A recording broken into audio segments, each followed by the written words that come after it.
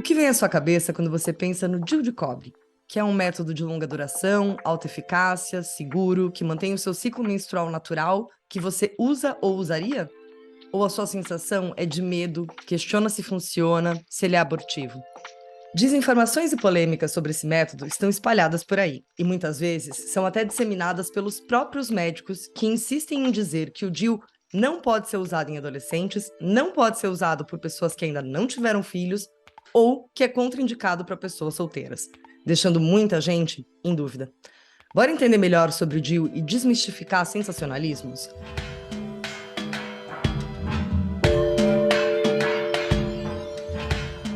Eu me chamo Tassiana Fortunati, comunicóloga, diretora audiovisual, terapeuta educadora menstrual, criadora desse podcast que é Podcast Eu Menstruo, conversas abertas sobre menstruação que vai muito além de fertilidade e sangue. E eu me chamo Carolina Pinhol, biomédica, especialista em reprodução, doutoranda em biologia celular e educadora no Ser Íntime. O podcast Eu Menstruo existe para educar sobre menstruação e dar visibilidade a ela. E para que a gente continue levando essas informações para cada vez mais pessoas, você também pode contribuir com qualquer valor no Apoia-se ou um Pix para podcasteumenstruo@gmail.com. E atenção, se você conhece algum grupo que precisa de educação menstrual, seja conhecimento do ciclo, influência das suas alterações na rotina e saúde, questões sociais e tudo que esse assunto contempla, chama a gente no e-mail ou redes sociais @eu.menstruo e vamos fortalecer nossa comunidade. Para o episódio de hoje, vamos falar sobre o DIU de cobre e convidamos Rafaela Pereira, enfermeira, pesquisadora e comunicadora em saúde. Atua com contracepção e abordagem sobre ISTs de forma descomplicada e sem tabu, e idealizadora do Instagram @DIU de cobre, e acredita na contracepção como uma ferramenta importante na autonomia das mulheres. Seja muito bem-vinda de volta, Rafa.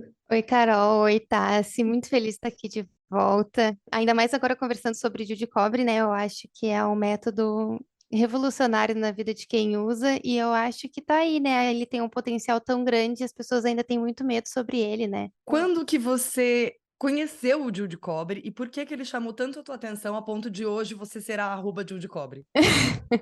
Então, né, eu conheci DIU de cobre, método contraceptivo, eu acho que foi lá para meados de 2016, 2017, quando eu queria utilizar algum método contraceptivo e eu não queria métodos hormonais, né? Era uma opção, não queria, gostava de menstruar, achava legal os ciclos menstruais, toda a variação do ciclo, aquela adolescente bem revolucionária, assim. Queria manter.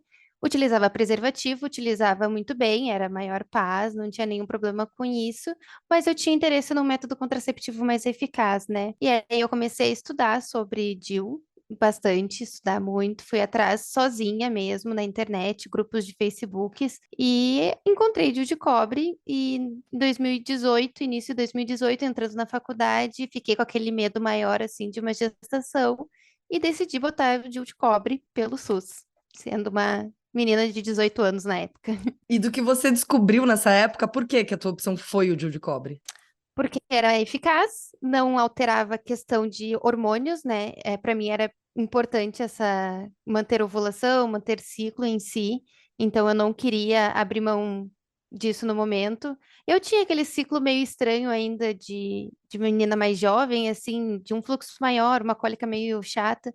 Eu sabia que poderia piorar, mas daí eu só pensava que se ficasse muito ruim, eu ia tirar ele. Então, essa ideia de não alterar ciclo foi a principal decisão pelo DIU de cobre. Essa história é bem parecida com a minha, assim, eu usei anticoncepcional por muitos anos, parei porque também não me dava muito bem com os hormônios, queria ter o meu ciclo natural, fiquei uns 2 anos usando só camisinha, até que eu decidi por um método de eficácia um pouco maior, que eu me sentisse mais segura, e que não inibisse o meu ciclo também, e escolhi o DIU de cobre também exatamente por esse mesmo motivo. E uma das minhas grandes preocupações eram os efeitos colaterais, né? Aumento de cólica e do sangramento, né? Do fluxo. Porque o meu fluxo sempre foi intenso e eu sempre tive uma cólica chatinha, assim, sabe? Era mais chata quando era adolescente, depois diminuí um pouco, porque eu fui conseguindo administrar isso.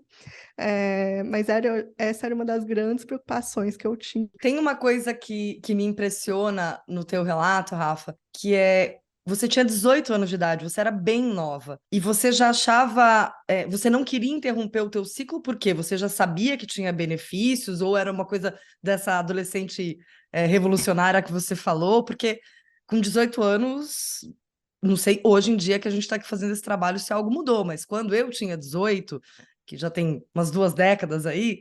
Imagina, não passava nem perto da gente uma informação dessa. Eu acho que o advento da internet, dessa informação que chega muito fácil, eu acabei lendo sim por cima, como da questão da importância de manter o ciclo menstrual em si, os benefícios dele, né, para o corpo, essa questão de libido, tinha muito essa preocupação de não ovular.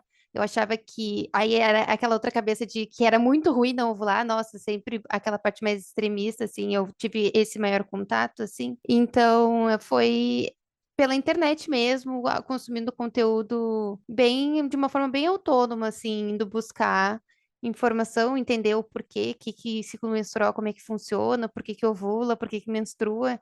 Então, eu já tinha até essa noção da questão da menstruação ser o resultado de uma ovulação. Então, eu acho que teve também essa parte mais informativa na decisão, assim. E ouvindo a Carol, tem uma coisa que eu vejo que é muito recorrente, que é o medo do aumento do sangramento. Esse é de fato um efeito colateral recorrente que você observa, Rafa? Ele é um efeito colateral bem comum, assim, cerca de 50 a 60% vai se deparar com esse efeito colateral.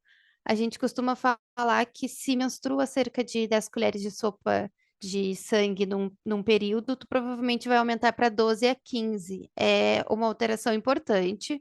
Para algumas pessoas isso não vai ser tolerável, mas para a maioria, quando vai informada disso, ela consegue lidar melhor com esse aumento do fluxo. E ele também está muito ligado com as pessoas saindo de métodos hormonais para o DIU de cobre, né? Então tem uma quebra bem importante ali de não cicla para passar a ciclar e coloca o DIU de cobre. Então são dois fatores, né, que podem aumentar esse volume de sangue, né? Então, sim, é um efeito colateral comum e que pode acontecer, sim. Tem que estar, eu falo que tem que estar esperando por isso, assim. É mais fácil de lidar quando acontece. Por que que acontece esse sangramento aumentado, assim? E já emendando a pergunta, muita gente fala que o DIU de cobre com prata, ele tem essa promessa, né, de diminuir Sim. esses efeitos colaterais do cobre, e realmente funciona? O aumento do sangramento causado pelo DIU de cobre é por causa da inflamação dele, o mecanismo de ação, né? O cobre vai lá, células do endométrio acabam se irritando, né, por assim dizer, e acabam criando um ambiente muito inflamatório. E essa questão da inflamação acaba aumentando a vascularização do endométrio, e aí acaba aumentando o fluxo menstrual depois.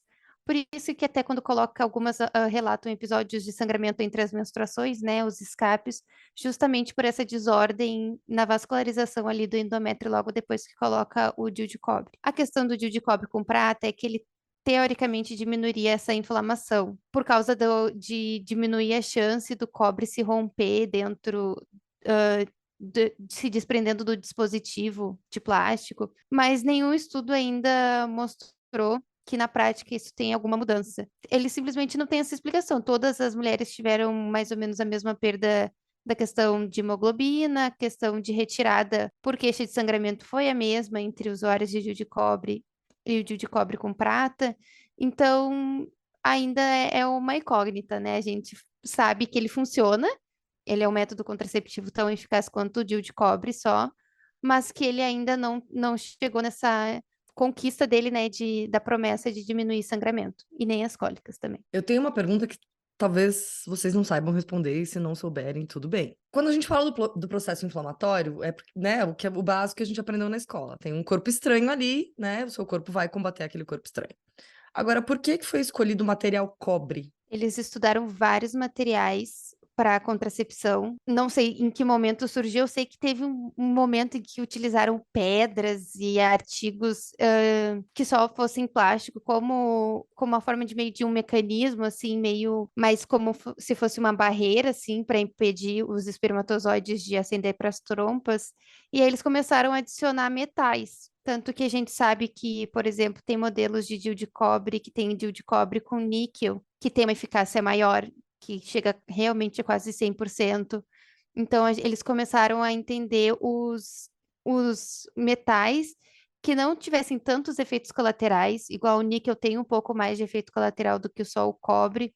O prata já ali mostrou que não tem diferença. O ouro também eles já testaram e não fez diferença na contracepção. Então, por enquanto, o DIU de cobre é o metal que apresenta contracepção, né? Cria esse ambiente inóspito para os espermatozoides, mas que também não causa tantos efeitos colaterais assim, igual esses outros metais que eles já testaram. Você já trocou o seu DIU de cobre alguma vez, né, Rafa?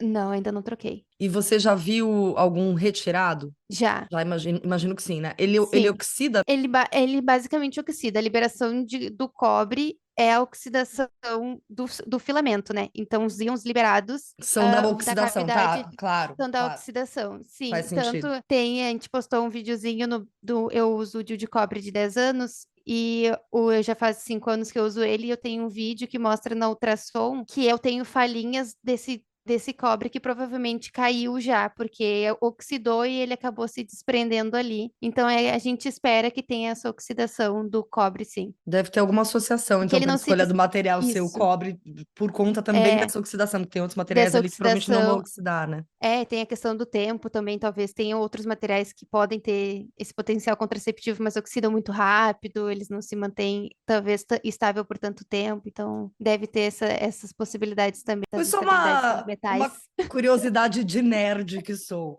Mas voltando para os nossos esclarecimentos aqui para os ouvintes, né, de todas essas maluquices que a gente ouve na internet, então constatamos aqui que sim, a probabilidade de aumento do fluxo do sangramento, mais ou menos nessa quantidade que a Rafa compartilhou. E cólicas, porque assim, das pessoas que eu já atendi e dei aula, sim, tem mais sangramento aumentado e muitas delas, depois de um pouco mais de 5 anos de uso, começaram a apresentar aumento muito grande de cólica, dor de cabeça, e aí quando retiraram o DIU, sanaram esses sintomas.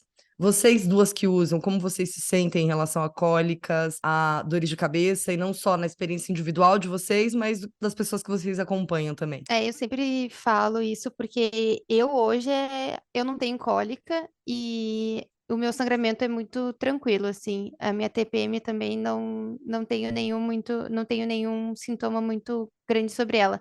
Mas o que eu vejo é que sim, aumenta a cólica.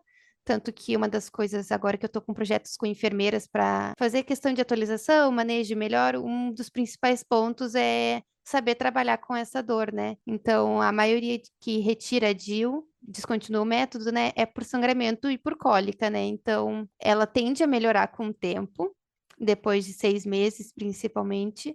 Mas antes desse tempo, a gente também tem que manejar ela e a gente consegue manejar com remédios simples, né, para dor, mas nos esquemas legais, assim, né? Então, eu acho que isso é um ponto importante, que sim, reconhecer que pode aumentar, mas que a gente também consegue melhorar elas, né? Na minha experiência pessoal, no comecinho, assim, os primeiros 3 meses, mais ou menos, depois que eu coloquei o DIU, minha cólica aumentou muito. O primeiro mês depois, eu tive uma cólica muito intensa, assim, do jeito que eu nunca senti. E depois foi diminuindo, até que chegou um ponto que a minha cólica estava menor do que antes de eu colocar o DIU, né? Mas por várias outras questões, né? Por entender quais os fatores que podem causar cólica, podem aumentar, então alimentação, exercício físico, eu organizei isso tudo na minha vida e eu consegui perceber muita melhora. Em relação ao sangramento, o meu fluxo aumentou, não de uma forma que me incomode muito, porque eu uso coletor menstrual, uso disco, então eu nem vejo esse fluxo, sabe? Eu só vejo quando eu vou trocar ali, mas no dia a dia, assim, ao longo do dia, isso não me incomoda. Mas uma coisa que deu muita diferença foi o tempo que eu fico menstruada. Então, antes eu ficava 3, 4 dias menstruada e agora eu fico 6, 7. E isso, assim, tem 5 anos que eu coloquei o DIU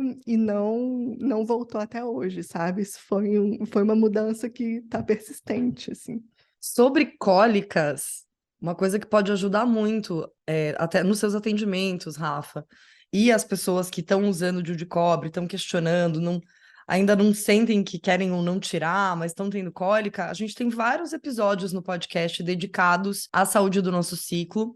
Tem um, inclusive, que é um resumão, porque como cólica é um assunto muito recorrente, muita gente procura a gente para falar de cólica, a gente fez um episódio que é o manual para cólica. Então a gente fez um resumão lá, citando vários outros episódios também para ajudar, episódios que a gente fez com a Priscila Ricciardi, de alimentação, que ajuda a gente a diminuir nossos casos de cólica, de atividade física, tem vários que podem contribuir. Eu sempre vou defender a alimentação, uma alimentação mais limpa, da ovulação até a menstruação, porque isso 100% das pessoas que eu já atendi tiveram remissão ou redução de 80% dos quadros, só tirando glúten, açúcar, lácteos, só. E umas eu pego mais no pé, a gente tira mais coisa, carne, cafeína, experimenta outras coisas, e aí, se não, nunca me aconteceu, mas eu sempre deixo isso muito claro, eu não sou nutricionista, eu vou até onde meu conhecimento me permitir, com responsabilidade, a partir das minhas formações e estudos. Se a gente faz esse processo de alimentação e não tem redução, eu falo, ó, vou te encaminhar para daí as profissionais parceiras que eu trabalho, né? Nunca precisei encaminhar, porque só da alimentação já ajuda muito. Então, se você que tem uma alimentação para a qual você não olha muito e tá usando o DIU de cobre e quer experimentar essa melhora, fica aí essa dica de ouvir esse episódio que tem várias diquinhas legais lá para vocês.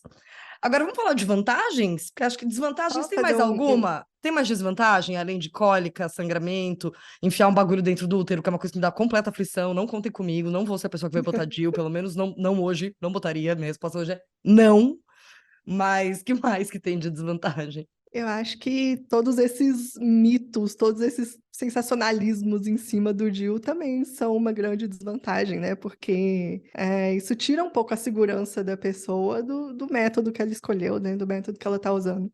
E quando eu estava pesquisando para poder usar DIU de cobre, eu fui em algumas ginecologistas, porque na época não tinha uma médica, não, um médico fixo que eu ia, então eu fui em alguns profissionais e eu ouvi, assim, absurdos de pessoas que não queriam colocar o DIU em mim porque eu era solteira e por causa disso tinha um maior risco de IST e porque a infecção ia subir de rapel para o útero através da cordinha do DIU, né?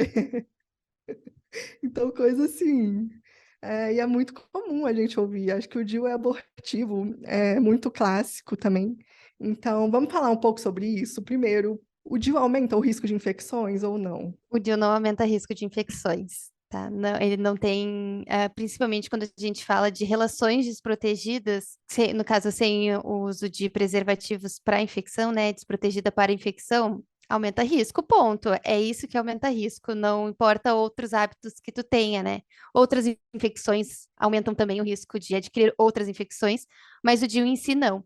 Existe um porém, que é quando a mulher já tem clamídia e gonorreia, e são infecções que normalmente são assintomáticas, e quando se insere o DIU, ela pode vir ter um episódio de DIP. Mas não somente o DIU, né? Se for fazer uma esteroscopia, qualquer procedimento que passe pela vagina e colo do útero para o útero, tem essa chance da DIP relacionada a uma infecção que ela já tem, que acaba só ativando por causa do mecanismo da inserção. Que os sintomas vão aparecer em 20 dias. Se não apareceu em 20 dias, a gente já não considera nenhuma infecção relacionada à inserção em si, né?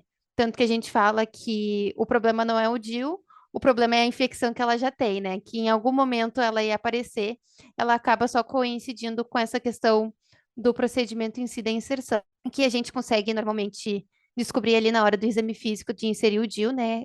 Com a avaliação do colo do útero já da paciente, a gente consegue ver se tem um risco ali aumentado.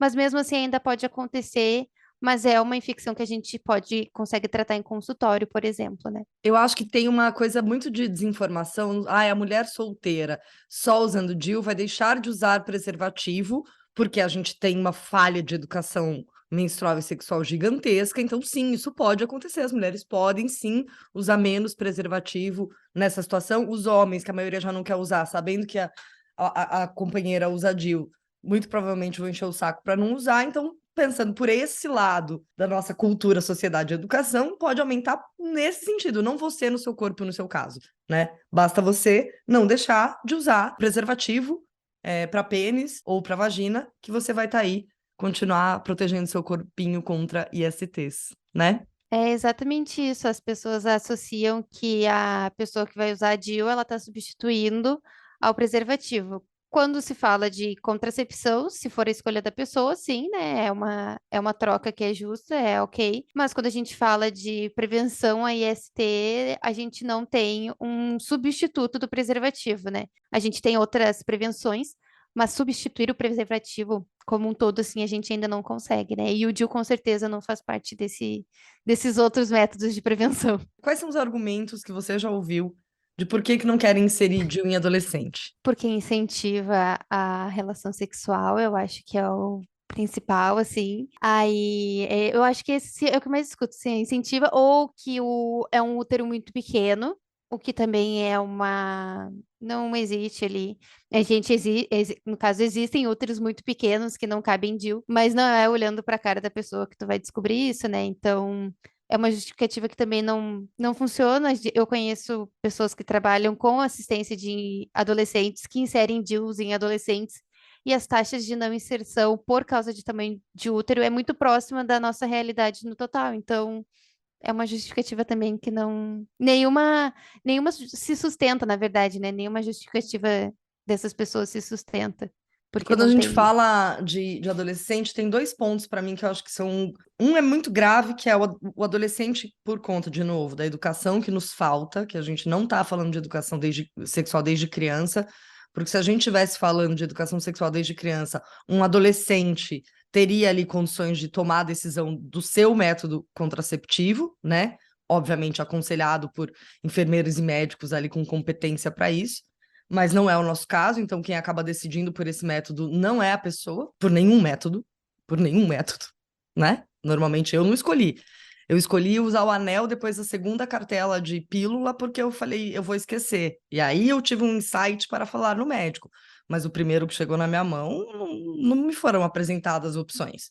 É pega esse aqui e leva. Então a gente não tem estrutura para ter esse tipo de autonomia. E o outro que eu acho que deve esbarrar, que é o primo do porquê que adolescente não pode usar coletor, que quer se relacionar um pouco com a história da virgindade, né? O belíssimo termo perder a virgindade, quando na verdade pode ou não acontecer ali de impactar uma pele que se chama ímen, né? Que é bem diferente do que a gente entende por início da vida sexual reprodutiva, né? É muito diferente de como é essa pele, se ela está ou não rompida ali no seu corpo, do que... Eu lembro que a primeira vez que eu usei absorvente interno, eu nunca tinha tido relação de penetração. Eu usei, de boa. E aí depois eu tenho E outras... isso nem foi uma questão para você, nem passou pela cabeça. Não, É não. como deveria ser, né? Já não sei para os meus pais o que passou na cabeça Uhum. deles. Não lembro se a gente chegou a falar disso e se passou, porque normalmente isso vem da família, né? Vem de conceitos É. prosaicos, né? Que se misturam às vezes com religião, né? Enfim. E nessa ideia do tamanho do útero também não comportar o DIU, também entra muita questão de pessoas que nunca tiveram filho, né? Dizem que quem nunca teve filho não pode pôr DIU porque o útero é um pouquinho menor. E existem tamanhos diferentes de DIU hoje em dia também, né? Tem mini, tem um maiorzinho, então isso também não é muito uma questão, né? Tanto não é uma questão que se a gente se depara com um útero, por exemplo, que não cabe um DIU, a gente precisa investigar, porque provavelmente é um útero muito pequeno, ele pode ter alguma malformação, pode ter algum problema de questão hormonal, então a gente, na verdade, deveria se preocupar com uma mulher de 20 e poucos anos com um útero que tem a cavidade de 4 centímetros, por exemplo, né? Então, não deveria ser tão banalizado dessa forma como se fosse algo super comum de acontecer, né? Porque quando acontece, isso precisa chamar nossa atenção para um cuidado para ela também, né? Existe muita essa preocupação com o útero pequeno como contraindicação, né? Mas na verdade, não só contraindicação, é que ela também precisa de algum olhar diferenciado ali, né? Então é bem importante também a gente entender isso do porquê que não é comum úteros pequenos, né? E o que que significa ter um útero tão pequeno que não cabe nenhum DIU, né? Então, eu acho que também tem isso, assim, que às vezes os profissionais querem assustar tanto com tu é muito nova, teu útero é muito pequeno, não vai caber um DIU. Ah, mas na verdade a gente deveria se preocupar o porquê que não cabe um DIU no útero de uma pessoa que poderia estar gestante, né? Porque se a gente pensa que o DIU seriam para pessoas que podem estar gestante, o porquê que ele é tão desconsiderado, né? Mas então quais são as contraindicações de fato? Por que que alguém não poderia usar um DIU? As principais contraindicações do DIU estão relacionadas com o útero em si, né? Então, são malformações, infecções, risco de gestação, né? Então, a gente tem que investigar se aquela pessoa não está grávida mesmo, e é com várias perguntas, porque a gente analisa idealmente o ciclo menstrual dela, né? Aquele último ciclo dela. A gente pode fazer um teste, mas tem aquele período, por exemplo, que não daria positivo num teste, mas a gente sabe que foi uma relação de risco, né? Que já passam dos 5 dias por causa da inserção do DIU de cobre como método contraceptivo de emergência também, né? Então, e pessoas que têm sangramento aumentado sem diagnóstico, e às vezes com diagnóstico, por exemplo, de questões de coagulação, porque ela vai tender a um sangramento maior, né? Então, são pessoas que a gente não vai inserir e vai contraindicar o DIU. E tem também a doença de Wilson, né, que são pessoas que não metabolizam o cobre, né? Mas a gente sempre fala que tu nunca vai chegar aos 20 anos sem saber que tem essa doença, porque ela traz sintomas bem importantes para o corpo da pessoa por causa de não metabolizar o cobre, né? Então é basicamente essas contraindicações. E a maioria dessas contraindicações você descobre conversando com a paciente, porque não tem exames obrigatórios, né, de fazer antes da inserção. Isso, não tem os exames obrigatórios, laboratoriais obrigatórios, né? A gente considera exposição para infecção sexualmente transmissível, como foi a questão da DIP, né? Por causa do risco da inserção. Então, em algumas pessoas a gente pode considerar em não inserir por causa do risco da DIP, daí a gente trata e logo já insere depois do tratamento, né? Então, e o exame pélvico bimanual, que é para a gente avaliar justamente também o risco de DIP, né? A gente mobiliza o colo do útero, porque quem tem DIP dói bastante, inclusive, não é um incômodo, é dor de verdade. A pessoa tem aquele reflexo de fuga, então é uma contraindicação, né? Então a gente, inclusive, para ali, não precisa fazer mais nada, a gente trata também. Então são esses principais exames que a gente faz, né? Que é o exame pélvico bimanual, né? Que a gente aperta também ali a parte mais baixa da barriga, que seria nas tubas uterinas, para ver se também poderia ser sintoma de DIP, né? Uma dor ali nesse local. O exame bimanual é o exame de toque, né? Que vai tocando por É, o dentro, vai toque tocando por e na fora. barriga. Exato, aquele exame que é chato mesmo de fazer, Tão que é isso, gostoso. super incômodo de Teve fazer. uma coisa que vocês falaram que eu acho que é muito importante a gente não deixar de fora desse episódio, que é a confusão entre o DIU ser um método contraceptivo de urgência versus DIU ser abortivo. Vamos esclarecer? Abortivo seria qualquer método que se utiliza após uma gestação estabelecida, né? Após embrião no útero, depois da anidação. Ah, Carol, se respondendo o seu sobre sangramento de anidação no Instagram sempre. Então, isso seria o método abortivo, quando a gente interrompe um processo de gestação já estabelecido. E quando a gente usa um método contraceptivo de emergência, a gente ainda atua em espermatozoides e óvulos. Então, não tem nenhuma gestação estabelecida para ser interrompida nesse período de 5 dias. Então, é justamente esses 5 dias a gente tem certeza que não tem gestação estabelecida. É direto com espermatozoides e óvulos ainda, né? Então, se não tem embrião, não tem gestação, não tem aborto. Então, é por isso que a gente tem os 5 dias e por isso que a gente investiga outras relações de risco que a pessoa pode ter tido naquele ciclo. Então, passou 8 dias de uma relação, a gente já pode considerar que aquela relação pode ter sido resultado numa gestação e a gente não insere DIU nessa mulher se a gente tem essa dúvida. A gente espera menstruar, a gente faz um teste, a gente faz uma ultrassom.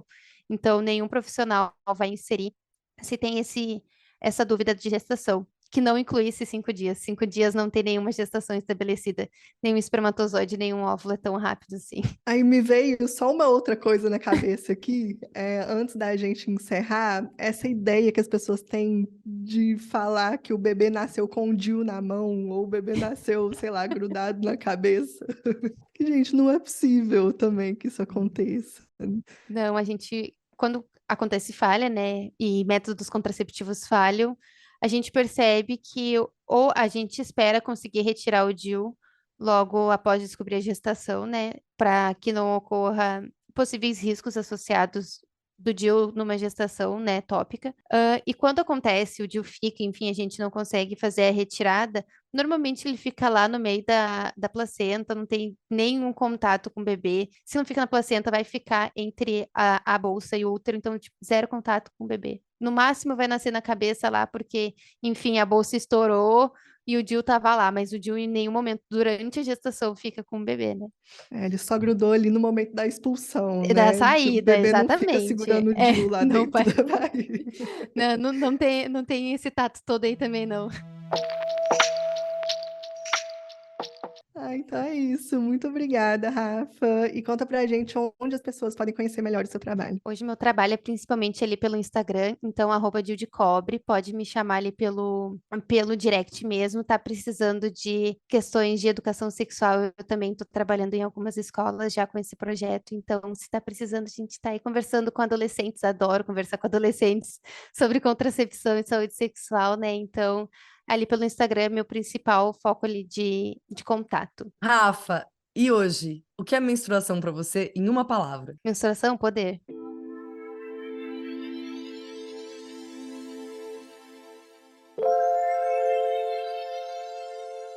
Você que está com a gente, fez sentido? Muito obrigada pela companhia. Tenho certeza que a gente esclareceu um monte de dúvidas de vocês. Espero que a gente tenha amenizado seus medos. Se você está buscando um método contraceptivo para chamar de seu e está considerando DIU, dá uma olhada com mais carinho para o DIU de cobre e comenta com a gente o que você achou desse episódio. Uma forma rápida e fácil de apoiar esse podcast é seguir, ativar o sininho para não perder nenhum episódio e avaliar com 5 estrelas na plataforma que você estiver ouvindo. Spotify, Deezer, Castbox, no nosso site do Eu Menstruo ou até no YouTube. Eu me chamo Tassiana e eu menstruo. Eu me chamo Carolina e eu menstruo. Eu me chamo Rafaela e eu menstruo. Esse foi o podcast Eu Menstruo, mas a conversa não acaba aqui. Ela continua no @eu.menstruo nas redes sociais.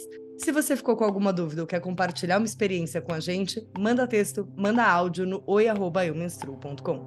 Beijo grande.